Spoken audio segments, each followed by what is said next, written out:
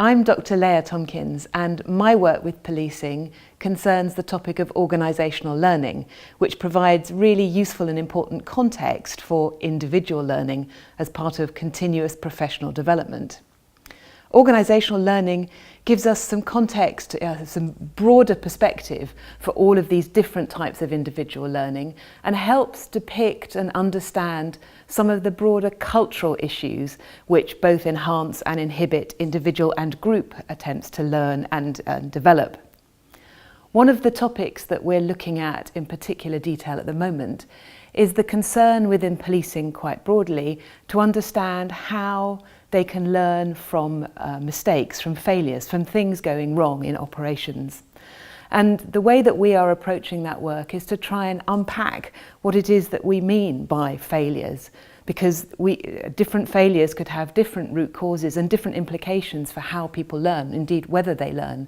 And I like to use the expression the three misses, because failures could be mistakes, but they could also be misfortunes or even misunderstandings. So each of these has different implications for how bad we feel about those mistakes and whether we are open to some of the learning that might ensue. One of the most important questions for organisational learning is the question of the relationship between individual responsibility and organisational responsibility. I mean, ultimately, when organisational learning is successful, those two sets of responsibilities mesh. But in everyday practice, that's often much easier to say than to put into practice. And when you look at the language people use to describe learning, some of that difference between those two levels of responsibility becomes a little clear.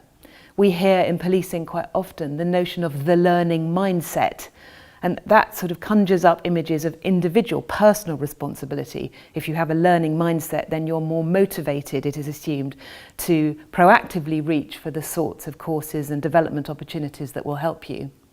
But that is set against a backdrop where we often hear the expression blame culture and the idea that blame gets in the way of individual and collective openness to learning. And of course, whenever we use the expression culture, that's much more likely to tee up the notion of a broader set of responsibilities, incorporating leaders and other senior stakeholders in policing and beyond policing. So understanding what the relationship, the complexities of those relationships, is a key part of our current project on organisational learning.